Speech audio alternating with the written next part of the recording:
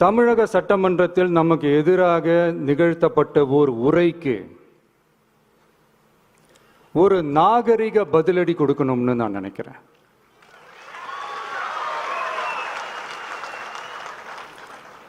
அரசியல் செய்ய விருப்பமில்லை, அரசியல் செய்ய விருப்பமில்லைன்னு அடிக்கடி சொல்ற முதல்வர் நம்மளை குறிப்பிட்டு பல்வேறு அவதூறுகளை பதிவு செய்வதன் வாயிலாக பெருந்தன்மையை பேரளவில் மட்டுமே பேசும் முதல்வர் 15/10/2025 அன்னைக்கு தமிழக சட்டமன்றத்தில் நமக்கு எதிராக பேசிய பேச்சில் எவ்வளவு வன்மத்தை கக்கியுள்ளார் என்பதையும், எப்படிப்பட்ட ஒரு அரசியல் செய்ய முயல்கிறார் என்பதையும் தமிழக மக்கள் உணராமலா இருப்பாங்க?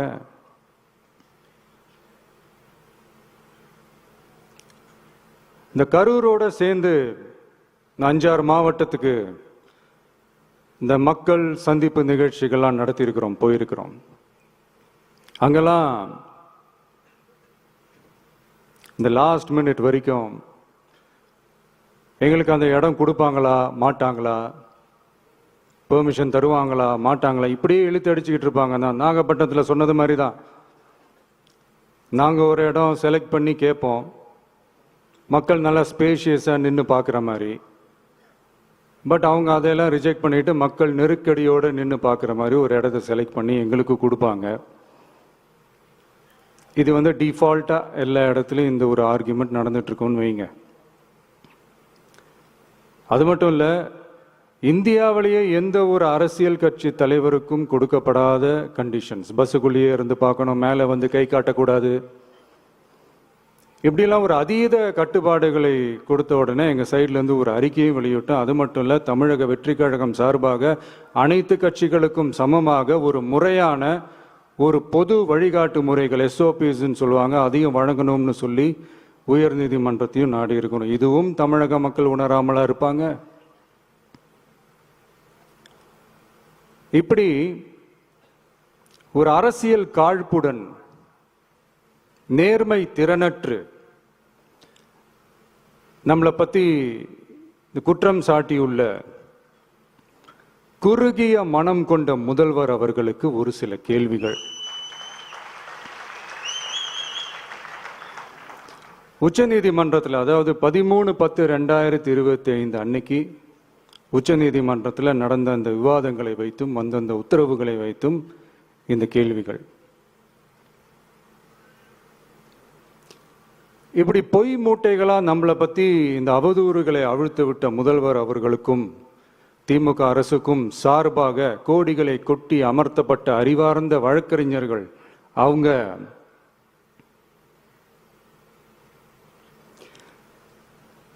இந்த கபட நாடக திமுக அரசோட தில்லுமுல்லுகளை தாங்கி பிடிக்க இயலாமல் உச்ச நீதிமன்றத்தில் திக்கு திணறி நின்றது முதல்வர் அவர்களுக்கு மறந்துவிட்டதா? இந்த கரூர் சம்பவத்துக்கு அப்புறமே அவசரமா ஒரு தனிநபர் ஆணையம்,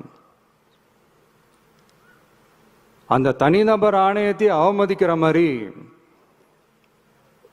அரசு உயர் அதிகாரிகள், காவல்துறை உயர் அதிகாரிகள் எல்லாருமே நம்மளை பத்தி ஃபுல்லா இந்த அவதூறுகள் பரப்பி ஒரு செய்தியாளர்கள் சந்திப்பு அவசரமா. இதெல்லாம் ஏன் நடக்குது, எதுக்காக நடக்குது அப்படின்னு ஒட்டுமொத்த தமிழக மக்களும் கேள்வி கேட்க ஆரம்பிச்சாங்க. இதுவும் தமிழக முதல்வர் மறந்துட்டாரா? அதுக்கப்புறம் அந்த தனிநபர் ஆணையத்தை தலையிலேயே கொட்டி வீட்டுக்கு அனுப்பிச்சிட்டாங்க, அது வேற விஷயம்.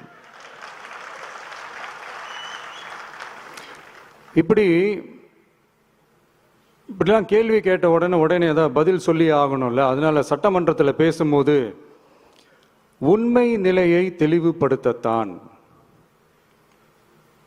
அப்படின்னு ஏதோ இந்த சட்ட ரீதியாகவும் சத்தியத்திற்காகவும் நடந்தது போல ஏதோ சாமர்த்தியமா பேசுறதா நினைச்சு பேசியிருக்காங்க.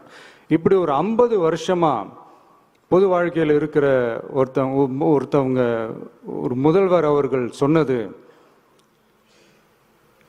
எவ்வளவு பெரிய ஒரு வடிகட்டின பொய், சப்பை கட்டுன்னு நான் சொல்லல, உச்ச நீதிமன்றம் சொல்லியிருக்கிறாங்க. The comments which have been made before the media by the top officers of the police department may create doubt in the minds of the citizenry on impartiality and fair investigation.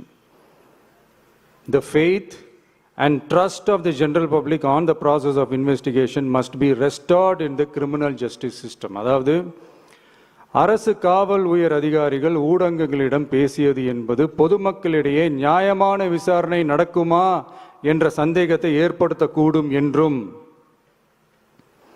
நியாயமான விசாரணை மூலமே அந்த சந்தேகத்தை மீட்டெடுத்தே ஆக வேண்டும் என்றும் உச்சநீதிமன்றம் தமிழக அரசின் தலையில் ஓங்கி நறுக்கு நறுக்கு நறுக்கு என்று கொட்டியதை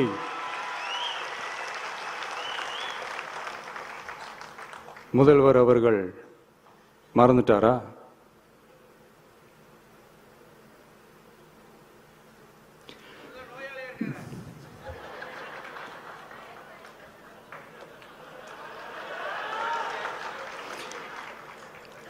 மாண்புமை சென்னை உயர்நீதிமன்றத்தின் மாண்புமிகு நீதியரசர் SIT அமைத்து உத்தரவிட்டார் அல்லவா?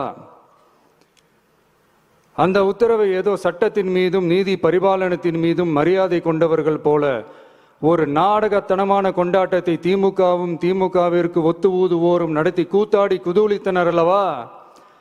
தாவேகாவிற்கு எதிராகவும் நமக்கு எதிராகவும் உயர்நீதிமன்ற மாண்புமிகு நீதியரசர் தீர்ப்பளித்து விட்டதாக விதந்தோதி விழா எடுத்தனர் அல்லவா? அந்த உத்தரவை குறித்து சொல்லும் போது எந்த ஆவணத்தின் அடிப்படையில் அந்த உத்தரவு அமைக்கப்பட்டது? நான் கேட்கல, உச்ச நீதிமன்றம் கேட்டிருக்கிறாங்க. The judgment is completely silent about how learned single judge arrived at such a conclusion and what material was pursued by the court என்று உச்ச நீதிமன்றம் உரத்த குரலில் கேள்வி கேட்டது. அப்போதும் கூட உச்சநீதிமன்றத்தில் திமுக அரசுக்காக வாதாடிய அறிவார்ந்த மூத்த வழக்கறிஞர்கள் பதில் சொல்ல இயலாமல் வாய் மூடி மௌனம் காத்ததை நாடே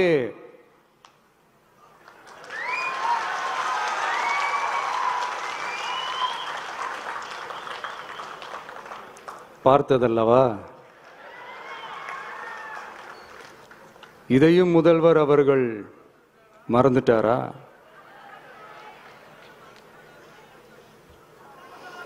Such petition ought to be dealt with by the division bench, registering as public interest litigation in right earnest and not to be dealt with by a single bench. அதாவது பொது வழிகாட்டு முறைகளான SOP அமைக்கப்பட்டு வெளியிட வேண்டும் என்ற கோரிக்கையுடன் வந்த ரிட் மனுவை நீதிபதிகள் டிவிஷன் பெஞ்ச் தான் கையாள வேண்டும், தனி நீதிபதி பெஞ்ச் கையாளக்கூடாது என்றும் உச்ச நீதிமன்றம் சொன்னதல்லவா? அது மட்டுமா, கோரிக்கையே இல்லாமல் SIT அமைக்கப்பட்டது எந்த வகையில் சரி என்றும் கேள்வி எழுப்பியது உச்ச நீதிமன்றம்.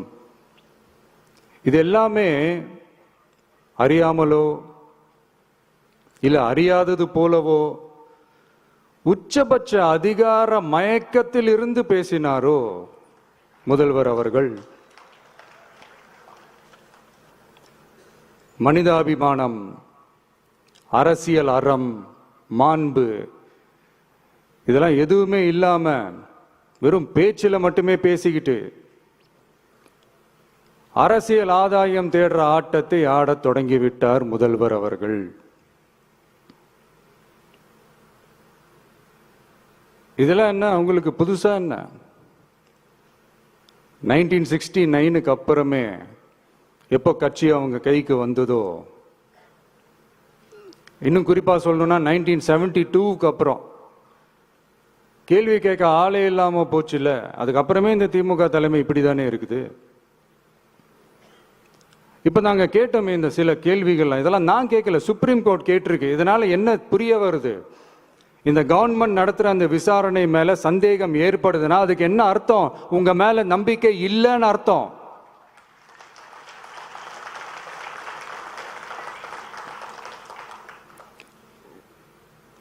இதெல்லாம் ஏன் எதுக்காகன்னு முதல்வர் அவர்களுக்கு புரியுதா?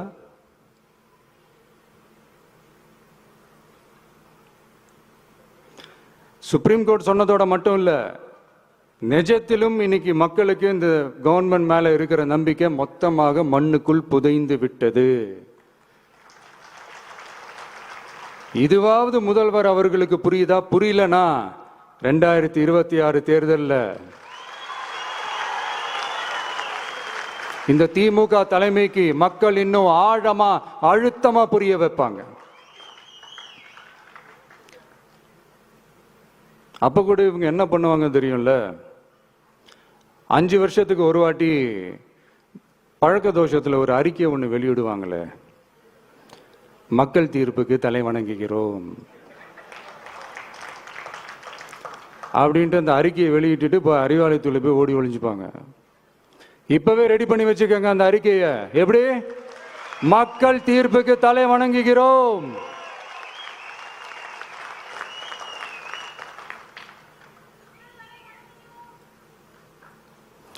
நான் போன பொதுக்குழுவில் சொன்னதை தான் இங்க நான் திரும்பவும் சொல்றேன்.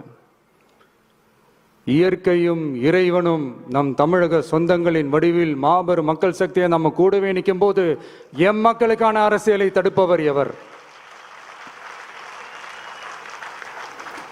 அதனால தோழர்களே, நமக்கு வந்திருக்கிற இந்த இடையூறு வெறும் டெம்பரவரி மட்டும்தான். எல்லாத்தையும் தகர்த்தெறிவோம், மக்களோட கை கோர்த்து நிற்போம், மக்களோட களத்துல போய் நிற்போம். நம்ம பயணத்துல தடம் மாறவே மாட்டோம். இப்பவும் சொல்றேன், 2026 2 பேருக்கு நடுவுலதான் போட்டியோ. ஒண்ணு, இன்னொன்னு